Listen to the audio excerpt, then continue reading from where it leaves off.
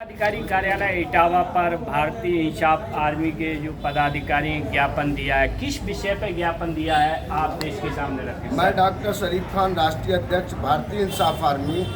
जब से केंद्र में भारतीय जनता पार्टी की सरकार बनी है तब से मुसलमानों का विशेष रूप से उत्पीड़न किया जा रहा है। इस उत्पीड़न में समय समय पर कभी मूव लिंचिंग, कभी बुलडोजर नीति और कभी 3 तलाक जैसे विधेयक लाकर मुसलमानों को परेशान किया जा रहा है। हाल ही में वक्फ संशोधन विधेयक लाकर मोदी सरकार मुस्लिम समाज की जो वक्फ बोर्ड संपत्ति है उसको हड़पना चाहती है।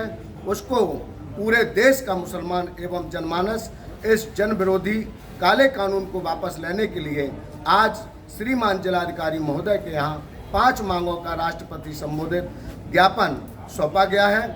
हमारी मांग है इस विधेयक को तत्काल प्रभाव से वापस लिया जाए, नहीं तो जन आंदोलन किया जाएगा। क्या देखते हो मोदी सरकार क्या अल्पसंख्यक मुसलमान भाइयों के साथ क्या सौतेला व्यवहार कर रही है? जी। भारत में जब से सरकार बनी है, जहाँ जहाँ प्रदेश में भारतीय जनता पार्टी की सरकारें हैं वहाँ पे मुसलमानों के साथ उत्पीड़न, अत्याचार नहीं सौतेलापन किया जा रहा है। ऐसा लग रहा है जैसे भारत में मुसलमान दूसरे नंबर का निवासी है।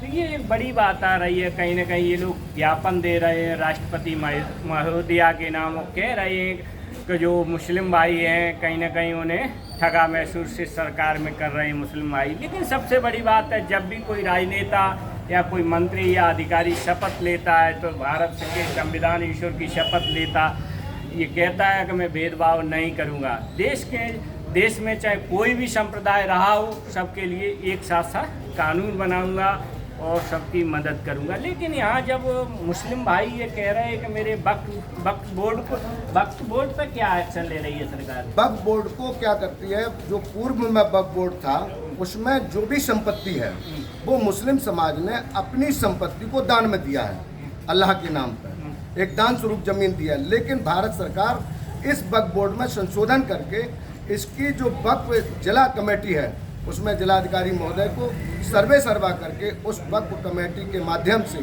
जो जिलाधिकारी महोदय के माध्यम से जमीन पड़ी है उसको हड़पना चाहिए।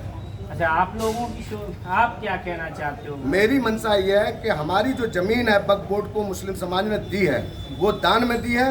भारत सरकार एवं प्रदेश सरकार का उसमें कोई भी लेना देना नहीं है, इसलिए भारत सरकार कोई भी हस्तक्षेप ना करे। हमारी मस्जिदें, मदरसे और जो भी वक्फ बोर्ड से संबंधित संपत्ति है उनको सुरक्षित बना रहने दीजिए, जिससे देश में अमन शांति कायम हो। ये वो बड़ी बात है, देश में अमन शांति कायम हो। कोई भी सरकार केंद्र में हो, बीजेपी या कांग्रेस, कभी भी किसी के साथ मतलब एक जैसा ही व्यवहार रखना चाहिए। मतलब आपस में हिंदू, मुस्लिम, सिख, ईसाई भाईचारा बना रहे हमारा देश में, ये बहुत बड़ी सच्चाई। तभी हमारा देश आगे बढ़ेगा। अगर हम कहीं ना कहीं हिंदू, मुस्लिम, सिख, ईसाई में बट गए तो हमारा देश पीछे चलेगा। जिस देश में धार्मिक स्तर पर राजनीति होती है वो देश तरक्की नहीं कर पाता है। चाहे कोई भी देश दुनिया का ले लो, जहाँ सभी धर्मों का सम्मान होता वो देश दुनिया में आगे बढ़ता है। ये बहुत बड़ी सच्चाई है। मैं भारत सरकार से भी कहूँगा, जो अल्पसंख्यक ये मुस्लिम भाई यहाँ वक्फ बोर्ड की संपत्ति जिलाधिकारी के मतलब उसमें अथॉरिटी में देने जा रही, तो इसे न दिया जाए, इन्हें स्वतंत्र रहने दो, इनका भी हक है। और सबसे पहले तो मैं ये कहूँगा कि हमारे देश में मुसलमानों को जितना हिंदू से प्रेम होना चाहिए सरकार को, उतना मुस्लिम भाई से भी प्रेम होना चाहिए। मुसलमानों ने भी देश के लिए बहुत कुछ किया है। डॉक्टर APJ अब्दुल कलाम वीर अब्दुल शहीद हो गए।